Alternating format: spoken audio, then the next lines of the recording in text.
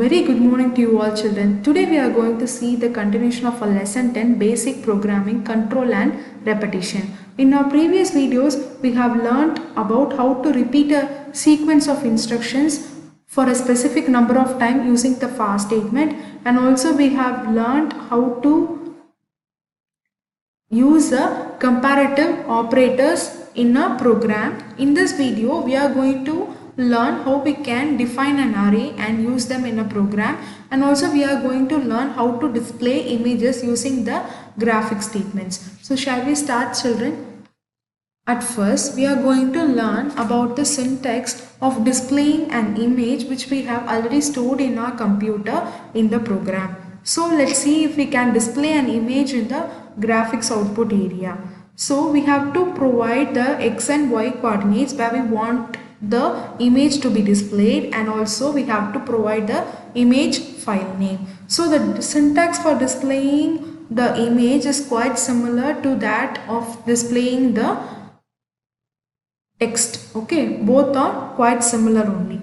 So here instead of the text, in text you are providing the text within the codes, right? So here you have to, instead of that you have to provide here the file name or the location where your image is saved in your computer. So this is the syntax for displaying the image in the program. So at first you are going to give the, okay, this is the command for that img load. Okay, here you are going to give the x and y coordinates where you want to display the image, and also the file name. Here the file name means the location where that particular image is saved in your computer. Okay, if you give the image load, it reads this command reads the image specified by the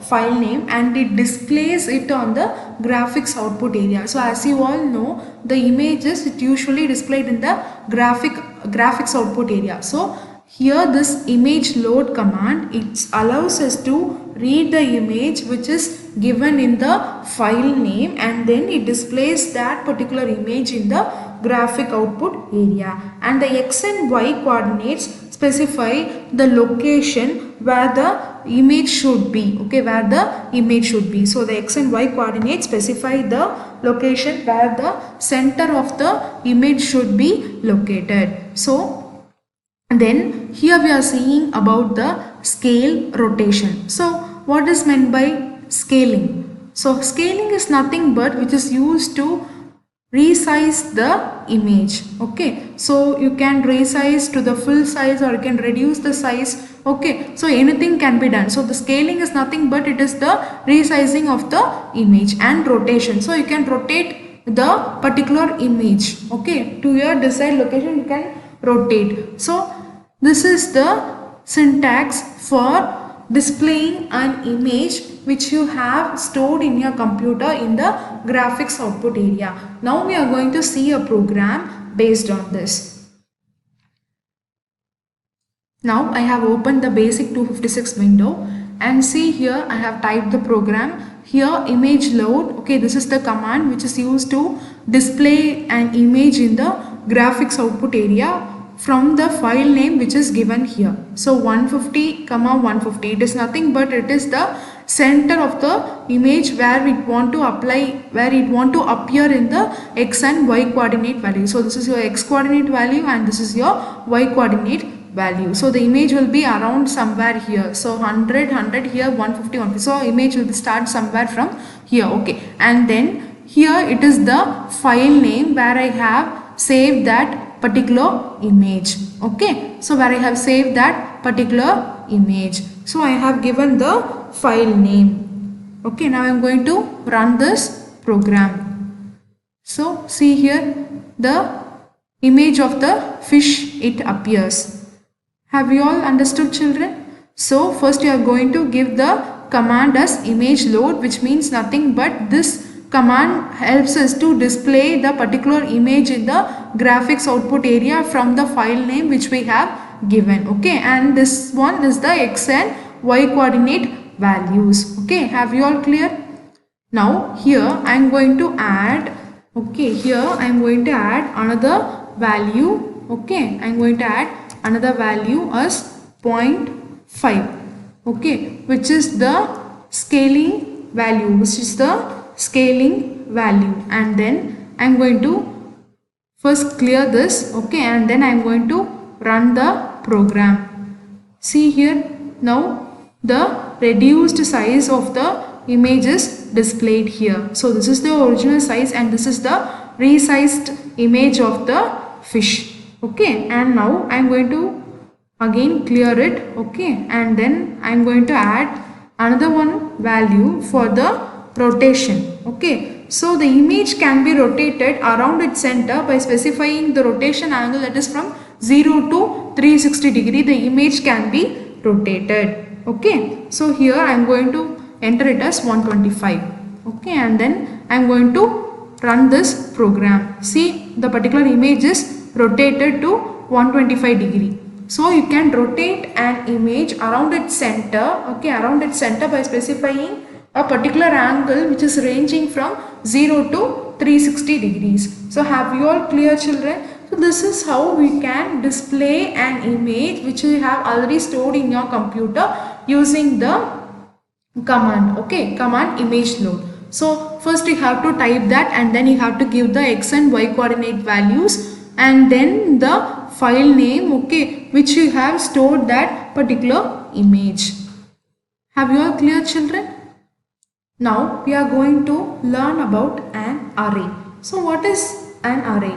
Sequenced collection of related data items that shares a common name is known as an array, which means that a specific number of data which is related to one another and it is collected that shares a common name. For example, if for a group of employees the salary is entered. Okay, so here the group of employees are related by the salary. So salary is common for everyone and the group of employees is related. So this forms a particular array. Likewise, if you are having a list of words and you want to use these particular words to form a quiz, okay, then you save these words and then you can prepare that quiz later time. But the words which you have framed or words which you have identified to form the quiz is related to one another under the topic called quiz. So that forms an array. Okay, so this gives our array the name. For example, if you are collecting the group of words which forms an adjective. Okay, so this gives our array names as adjective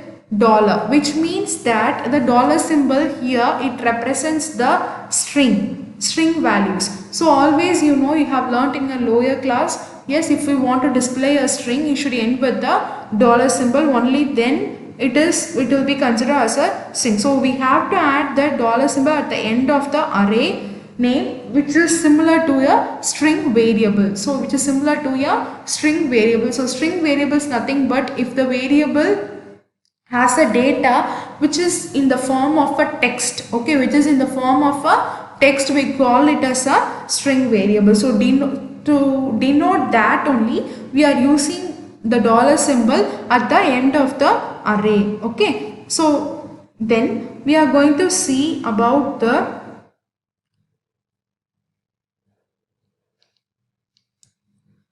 one-dimensional array. So we can define a list as which, so array is nothing but the list, okay, the common list which with the group of data which is having the common relation between them. So that is otherwise known as, simply it is known as called as a list. So a specific list which is known as the word dim here, dim. Okay, so this gives an as our array name. If you are having a variable, okay, that is having a 8 memory locations, okay, the names which is having the 8 memory locations, such as which is specified here, it starts from A0 to A7. So here the number which is inside the brackets is called as an index.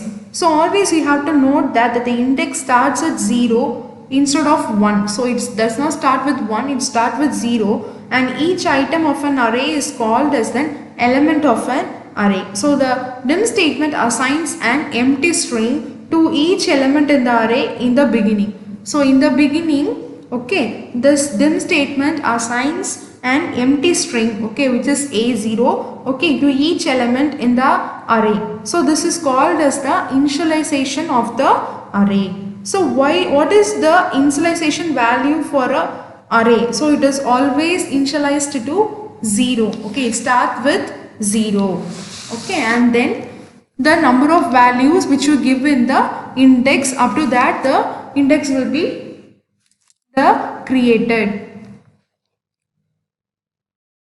So the dim statement creates an array in the computer's memory with a variable name which is provided in the array name. So here this is the syntax for one-dimensional array. So the dim statement here, it creates an array, okay, it creates an array, okay, which is in the computer's memory with the name which you provide here, with the name which you provide here. This is known as the array name, okay, this is the variable name which you provide here. Okay, these arrays can either be numeric or it can be a string, which means it can be a number or else it can be a text. So syntax of naming an array, which follows the same syntax as you use it for the numbers as well as the string variable names. So you have learnt in your lower class to create the string variable names, their syntax, so that is quite similar to the array syntax, okay. So the number of items in an array is specified by the index, which is always an integer value which is greater than 1. So as I have told you, okay, the value which you give here is known as the index, and this value should be always greater than 1, okay. So the dim statement, what it does, it initializes each element in the new array with either 0 if the array is a numeric array, or an empty string if the array is an string array. So if you are here, the dim statement, it actually initializes to the value as 0. So see here, one-dimensional array A8 is given. So here the array name is A, okay, and the index value is 8. So it starts with 0 till it finishes with 7. So there are, okay, 8 memories which is created. Since 8 is a numeric array, it initializes with the value 0. Suppose if it is a text, okay, if it is a text, that means if it is a string, okay, then it initializes with the empty string. So the dim statement initializes with the string, okay, initializes with the empty string, okay. Here all the elements of an array can be assigned together, all the values, using the following syntax. Here if it is array name, okay, and you can also provide the list of arrays, okay, like value 1, value 2 and value 3, or else if it is a string, you can write it as string 1, string 2 and string 3. So each element of an array can also be assigned a value which is individually used by the element along with the square bracket, and that particular value can be retrieved later using the index, okay. So have you all clear, children? Now we can see a program based on the one-dimensional array. Now to call upon an array, we are using the dim statement, which is similar to a list, okay. So the list, and here we are giving the array name as adjective $. So the $, here it denotes the string variable. So the $, here it denotes the string variable, and 5 is given, which is a numerical array. So the dim statement initializes with the 0. So it starts with the 0. So this adjective $, is given with the 5 words, okay, 5 words. So since it is a string variable, we can store the letters here, we can store the text here. So amazing, slippery, large, monthly and juicy. So these 5 texts are stored in the variable adjective, So these 5 string is stored in the variable adjective. Then we are in the third statement, we are asking the computer to print the adjectives, which means that the strings which is stored in the variable adjective gets printed under the list of the word adjectives. So under the list of the word adjectives. For one, then we are moving on to a fourth statement. For I is equal to 0 to 4. So as I told you before, since it is a numerical array, so the initialization value will be 0. Since we are having the 5 words here, it starts with 0, 1, 2, 3 and 4. So for I is equal to 0 to 4, you have to print the adjective, okay, starting from the I. So which is the variable here. So I, okay, and then as you all know, so this is the expression 1 value which is 0, okay, and this is the expression 2 value which it end with 4. Okay, print adjective, okay, the variable name is again used here, okay, the array name, okay, which is adjective dollar, okay, so the array name is used here, and finally in our we have ended it with the next I. So it has to move on with the increment value of the default increment value of 1. Okay. So if we didn't give any value in the expression 3 in the for statement, it automatically defaults. So it automatically increments with the value of 1. So it automatically moves to the next word which is 0, 1, 2, 3 and 4. Okay. So I'm going to run this program. And you can see the output is, so as I have told you, it appears in the form of a list. Okay. So adjectives. So the first word is amazing, slippery, large, monthly and juicy. So have you all clear, children? Now we are moving on to our next program using the array. So this is our third program. Here we are giving the array name as marks. Okay. And the index is 3. So next we are giving the values, okay, we are going to store in our variable marks. So here 90, 86 and 65. So why we didn't use the dollar symbol here? Since the data which we are going to store in the variable marks is of a numerical type, so we no need to put the dollar symbol here. Okay, only if it is in the form of a text, only the data which we store in that particular variable is in the form of a text, you need to denote it as a string variable using the symbol dollar. Since here the values are numerical, we no need to put the dollar symbol. Okay, and next to marks, and then now we are going to add, okay, okay, the marks which is given here. So the marks of 0, 0 is the index value, okay, 0, 1, 2 and 3, or which means that the marks of 90 plus 86 plus 65 gets added here, and then you are going to print this total. Okay, print total marks is equal to, which is given inside the code, so it is a string. Okay, and then okay, you are using the plus symbol here, which is the concatenation operator, which joins both the statement, okay, both the strings in a single statement, and then the result of the value which you get here is displayed in your fourth statement as the output. Okay, now we can run this program and see that the total marks is equal to 241. So the values which is stored in marks 0, marks 1 and marks 2 is added and the result is displayed. So have you all clear, children? Now we can see our fourth program.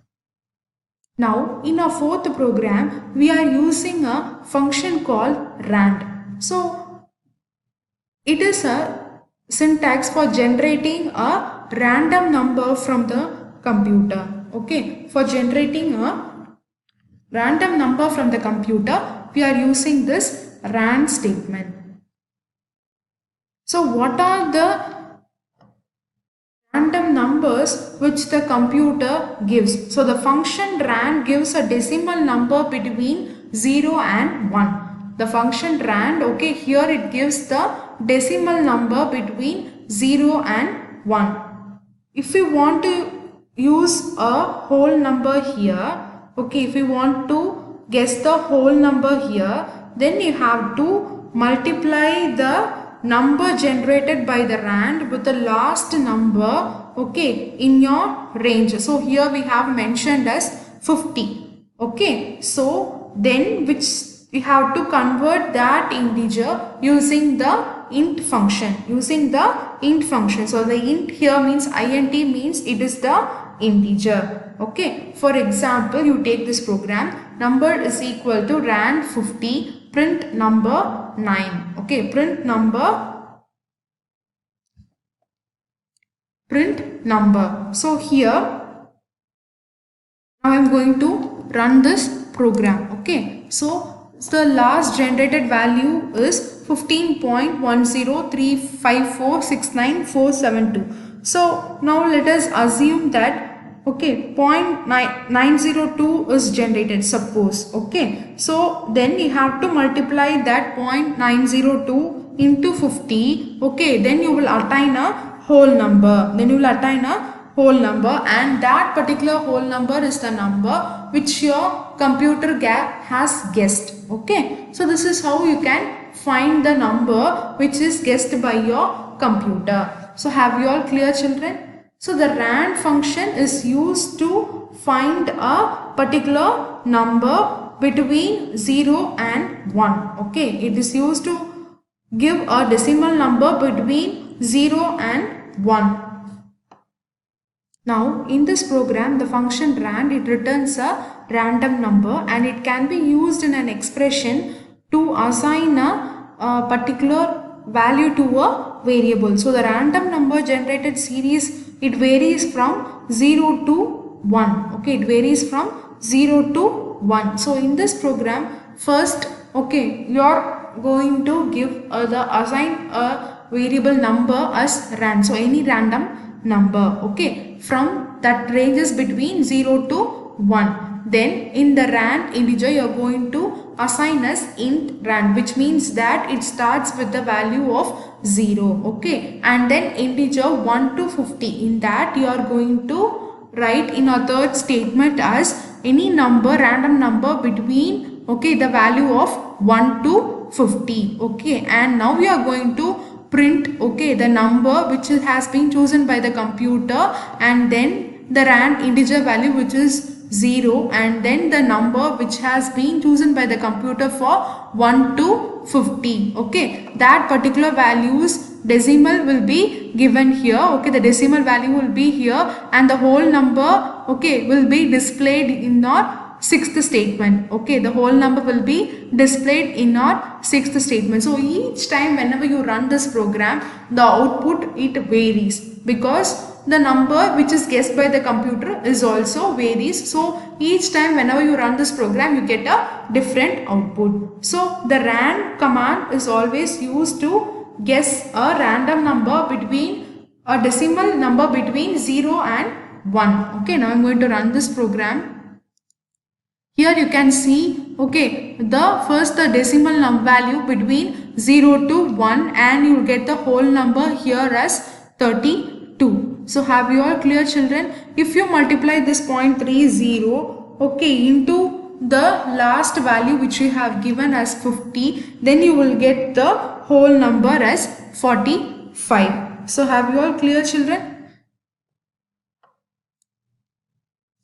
So in this video, we have learnt about how to display an image in the graphics output area which is already stored in our computer, and also we have learnt about the array. So arrays is nothing but it is a collection of data which is related to one another. In other form, it is a list. Okay, and we have also learnt about the rand function. So rand function is nothing but it gives a decimal number between 0 and 1. Okay, have you all clear, children? Thank you.